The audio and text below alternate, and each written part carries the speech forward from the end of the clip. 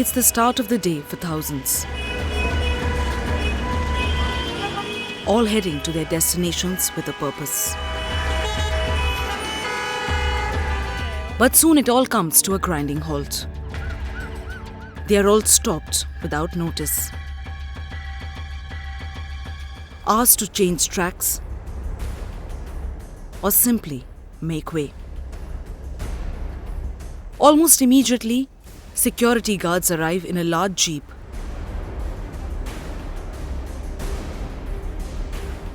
Asking cars to make way for a white ambassador car. Sirens blaring, flashing the Lal Batti. Some VIP is in a tearing hurry to get to work. It doesn't matter if thousands have been delayed. A powerful politician wants the red carpet rolled out for him anywhere, anytime. How often has this happened to you? How often have you been left in the lurch? All because of the men and women you voted for fail to care about your needs. Power corrupts and absolute power corrupts absolutely. But the recent Supreme Court ruling of December last has ensured that those who are enjoying the privilege of red beacon or Lal Batti as we call it, is bound to cut down by half. Still the question remains, have we turned progressive enough to bridge the gap between those who are governing us and those who are being governed? Or will this Supreme Court ruling just go down as another symbolic gesture with no actual results? It was a Sunday afternoon. The traffic had been stopped at New Railway Road in Gurgaon for Chief Minister Hooda to pass through. A 40-year-old rickshaw puller, Sanjay Sahu, unwittingly entered the road that had been cordoned off for the Chief Minister's cavalcade. A traffic cop within seconds charged on the helpless man. Hit on the head with a lathi that left a deep gash near his eye.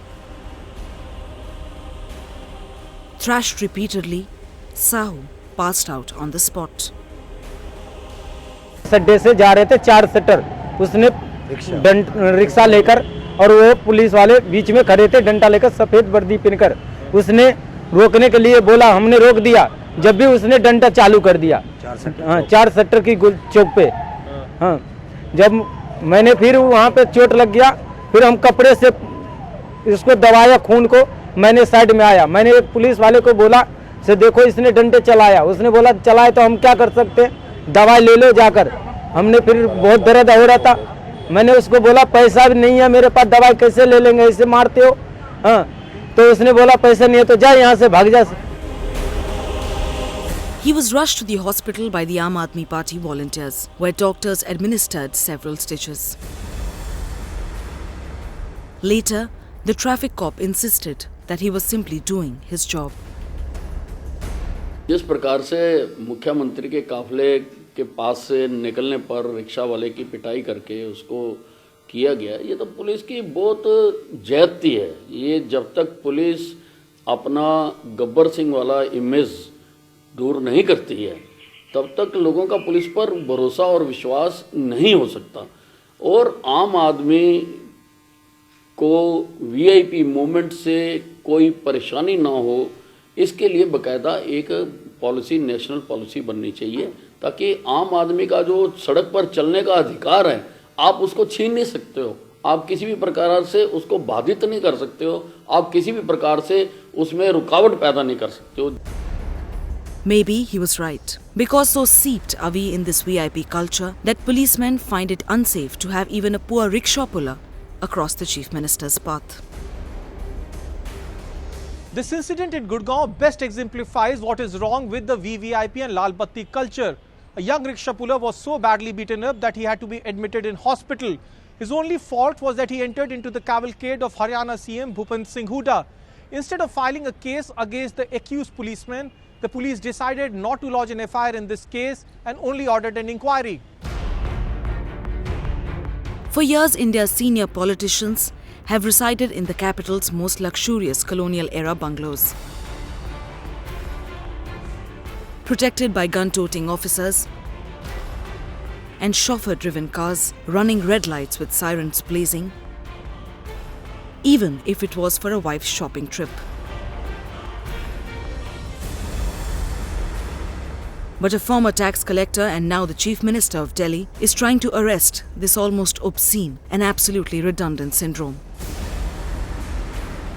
From eschewing guards, placing his safety in the hands of God, to dressing in polyester shirts, Kejriwal has rejected these symbols of privilege.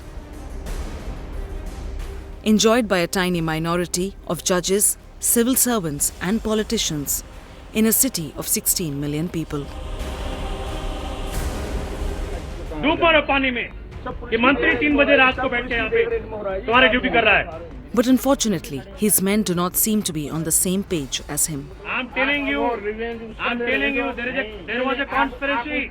Late on Wednesday night, the Delhi Law Minister literally forced the police to conduct a raid without any evidence, any warrant.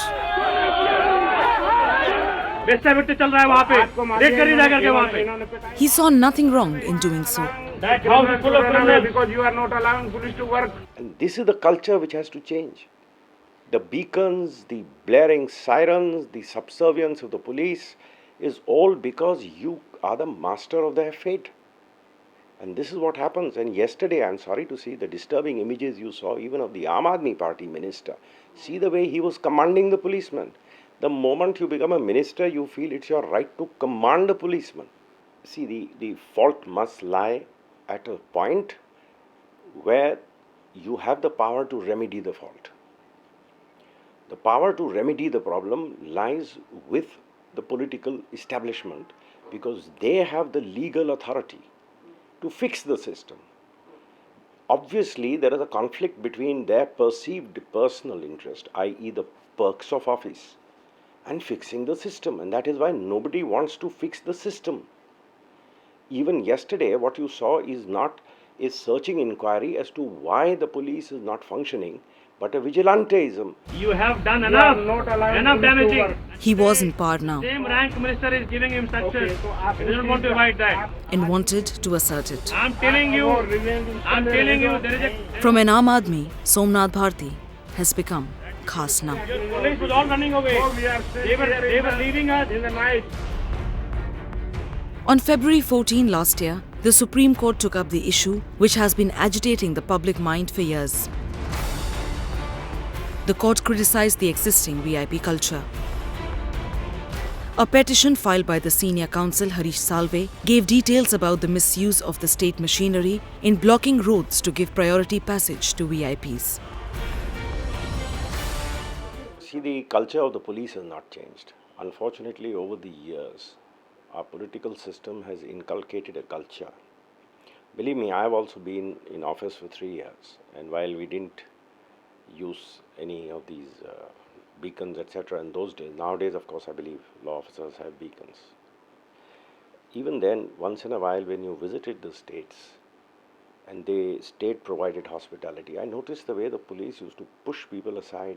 It's a culture which is unfortunately seeped deep inside our police, and especially Delhi police has been sensitized, but in the states it is terrible.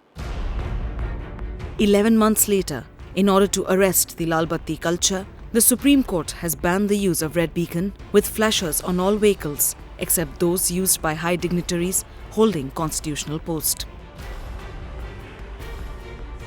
But despite the ruling, there is little that seems to have changed on the ground. Well, the popular belief is that the actions of high-handedness are the ones that reek of being drunk on power are generally committed by our politicians, yet there is no clarity on whether our MPs or MLAs will be excluded from the list of those who get to retain the red beacon. The indications are that they may not be excluded after all, forcing us to believe that even after so many years, our politicians find it very difficult to survive without the symbols of power. It is a little afternoon, and the Supreme Court ruling is the last thing on any official's mind. Our cameras captured how rampantly and openly the ministers, legislators, bureaucrats, and police officials were flouting the rules. Despite Supreme Court censuring proliferation of red beacons, VIPs continue to flaunt Lal Batti culture. It is not only the politicians, but bureaucrats and police officials too use red lights to showcase their authority. Why the common man is absolutely rebellious today? Because it's appalling now, and they are getting the brunt. That's why the governments in power, who are going by the privileged classes and Ambatti culture, they're getting it. A cavalcade of 11 vehicles, all flaunting the much-hyped Lal Batti. This included the Chief Minister, his personal security staff, the Deputy Commissioner, the Forest Minister, and many more officials. But these people consider themselves above it all. I blame the system. Over the period of time, the system has inculcated this culture in the police. So it's not that poor cop's fault. When he goes into his academy, is he taught that you're a servant to the people? Or is he taught that you have to serve a people who rule you? Unfortunately, the latter is the case. When we have been fighting in a related case, which unfortunately we tried arguing, but the governments kept taking time, and Justice Singh, we couldn't finish the hearing, some other bench will start, is about police reform. Until you make the police independent of their political masters, this is not going to change. And when we say make the police independent of their political masters, what we say is, undoubtedly in law and order functions, it has civilian consequences, it has political consequences. To arrest Anna Hazare or not was a political decision. So there has to be a degree of control over law and order functions.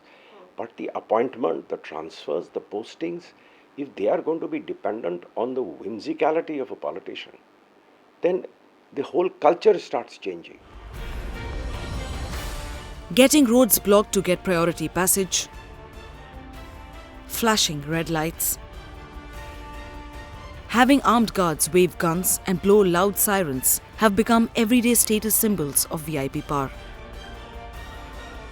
The worst examples of these excesses are seen with the kind of privileges seized by the political class. Every MP and MLA is surrounded by an average of 3 policemen at the taxpayer's expense. The ratio of ordinary citizens to police protection is appalling. Moreover, the tendency of the political class to attempt and grab even more of the public resources for themselves is often at display.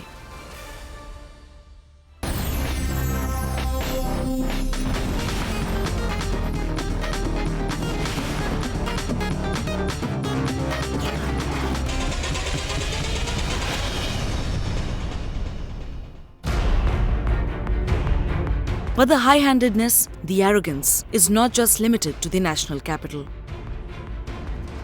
Examples of this boorish culture is on display across the country, and very often makes headlines. But following a day of uproar, little is done. September 2012, the cavalcade of Jammu and Kashmir Minister Taj Mohyuddin was speeding towards its destination. He did not see any reason for stopping at the red light. Mohyuddin's cavalcade jumped the traffic signal. The traffic constable on duty stopped them for violating the law. His act left the minister and his team furious. इसके PSOs जो थे वो नीचे आ गए और उन्होंने मेरे मुलाजिम के साथ गुथम गुथा की. एक ने रफल उठाई, मैंने वो रोकने की कोशिश की तो इसी में दूसरे PSO ने मेरे मुंह पर रफल का AK-47 का सट मारा और जिससे मैं लोहलाहा हो गया मौके पर ही. The minister's security guards stepped out and brutally thrashed the constable. Concern थाने के लोग आ गए और लोग वहाँ वायलेंट हो गए. ये मिनिस्टर होकर ऐसे कर रहे गवर्नमेंट मुलाजमीन, तो सिविल लोगों के लिए क्या होगा. वहाँ बाद हम यहाँ पुलिस स्टेशन चले गए, जहाँ पर हमें ट्रीटमेंट किया गया, वहाँ अस्पताल पहुँचाया गया और इस वक्त भी हम दर्द जिस्मान में काफ़ी शदीद तौर पर मुब्तला है। They had zero regard for his uniform. It was at this very traffic junction that a duty-doing sub-inspector of the traffic police stopped a speeding cavalcade of J&K Cabinet Minister Taj Mahiuddin, as some of the vehicles in the cavalcade had broken the law by jumping the red light. At that very moment, the sub-inspector had absolutely no idea that this act of his in the line of duty is going to lead to a murderous assault on him, as in no time the security detail which was with the minister pounced on him, beating him so badly that his face was all swollen up and he was in blood. All this while, the shocking part is that the minister kept sitting in his bulletproof car and did not bother to come out and stop this murderous assault, something that provided further license to the brutes in uniform to further assault the hapless sub-inspector. On more occasions than one, there is misuse of the Lal Batti. But when it is most needed, there is disrespect. On December 12 last year, an 80-year-old man was on his way to the hospital in an ambulance. There was a huge traffic snarl as the old man battled for life in the confines of the vehicle. The desperate driver switched on the Lal Batti to get the man to the hospital soon. But the law that doesn't stop our netas from rushing past with their red beacons was now suddenly reminded of the Apex Court ruling. The official stopped the ambulance, insisting that it violated the Supreme Court ruling that directed all states to strictly restrict the number of VIPs using the red beacon. 1:30 बजे निकले, पौने 2 बजे पहुंच गए शंकर को। वहाँ ये traffic वाले ने हमें रुकाया। तो कहा क्या ट्रैफिक वालों ने? उसको बोला ये शहर भी आप क्यों नहीं पहले से ही चलाते थे? उधर ही उसने ये शहर भी बढ़ाई, बस ये बात। कितना टाइम लगा वहाँ पे आपके? 15 मिनट, 15 to 20। आपने नहीं दिखाया उनको जो कागजात वहाँ पे थे आपके जो? उन्होंने देखे ही नहीं। None of them, not a single police officer, bothered about the dying man in the ambulance, till he eventually lost his life. Will removing the beacon address the problem of the common Indian? No, it will not. Will the mindset change, which is necessary to remove the beacon, help the Indian? Yes, it will. Are we going to have tokenism again? See, if you read the judgment of the Supreme Court, it is not so much about the beacon as it's a clarion call reminding people that we are a republic now. We have been a republic. 65 years down the road, surely we must understand what a republic stands for. Now, if that mindset is not changed, if we still continue to be the governed and those who govern, as in the colonial Raj, then Indian democracy is slipping towards anarchy, and we have seen that happen. Time that it had gone, these Lal Battis, it was time it was gone, because it is truly it divides the entire society into the few privileged from the rest of the people and as nobodies. So it's like everybody or a VIP to nobodies. So I think it was absolutely necessary. I'm glad. And without these Lal Battis, these people will really get to know what's wrong with traffic, what's wrong with the roads, what's wrong with its management. I'm glad, because they won't get right away, they can't siren their way through, and they can't muscle their way through. I think it was absolutely needed. For decades, India has been crippled by the VIP culture. For years, we have been fighting the VIP monster, only to replicate the ways when handed power. It's a vicious cycle, and our leaders have been pulled into it. But day after day, as the Lal Batti finds a new victim to crush, it is not the defeat of one man, but the defeat of the nation.